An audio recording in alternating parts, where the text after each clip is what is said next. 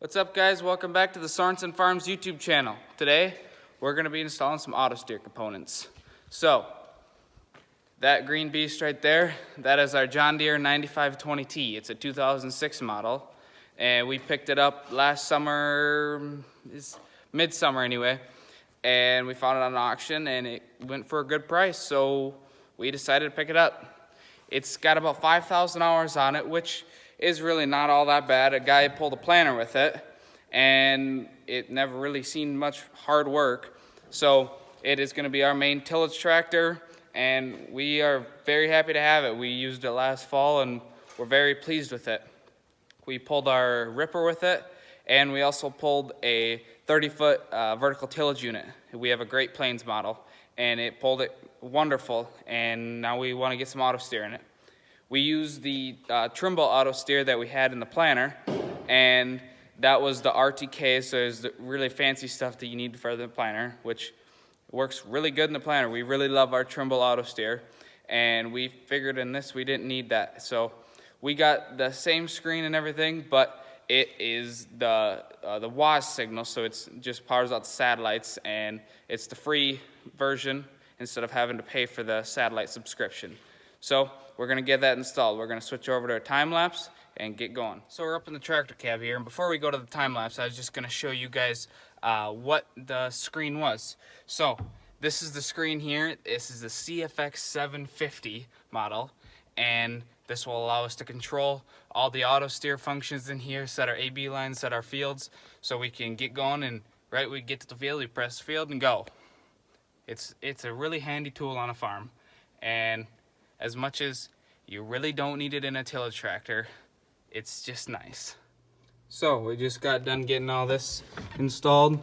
Here we got all the wires ran back there, but we have ours in the corner here just because the ease of running wires, because you'd have to have all the wires back behind here.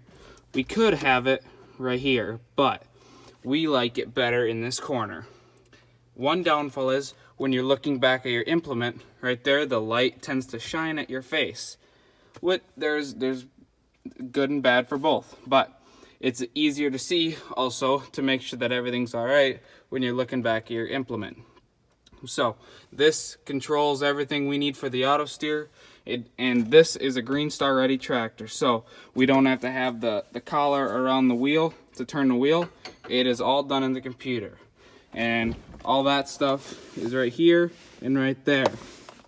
And then we also got that on there too. This is the heart of it, where everything controls with all the stuff out in outer space.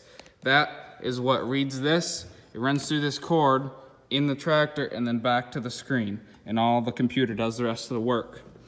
So that's all there is to that. Another thing we did right when we got the tractor that we think is a necessity is putting LED lights all the way around. So we got them right there. There's 2 light bars on top of the cab right over there. There's also right on top, oh, this is all backwards. So right up there on top of the cab, there's some. And there's also some right back here on top of behind the fuel tanks, seeing back at your implement. So we think that is a necessity, and it's also really a good safety thing too, because these big tractors like that, and when you're working long hours in the fall, it is pretty easy to get tired, and when you can't see, then your eyes, you start to squint. It really is hard. So we like to put these on there first of all, because you can see so much better, and you just know what's going on. It saves money on your implements, because if you run a rock through, it's gonna bust some stuff. So we like to do this.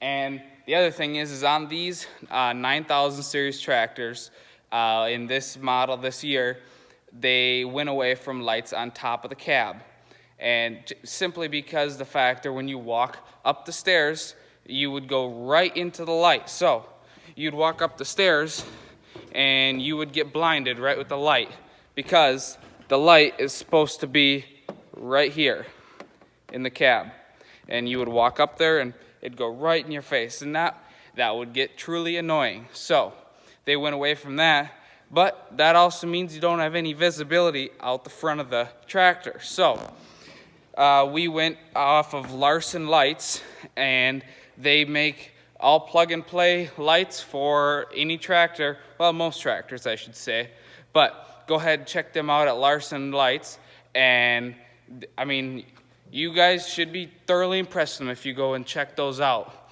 They were really easy to install. We went and you just plug your pins right in and they work, and they are bright. Let me tell you that. We pulled it outside and it makes a really big difference. So that's all we got for today, guys. Go ahead, like the video, share, comment, subscribe, and tell your friends, check us out. We'll link the other video, this past video, and that's right up there. We will link that up there, and that's about our farm. Made that video. We did 2 videos today, so that last video is just about our farm, who we are, and we hope you stick around and like the videos. See you guys later.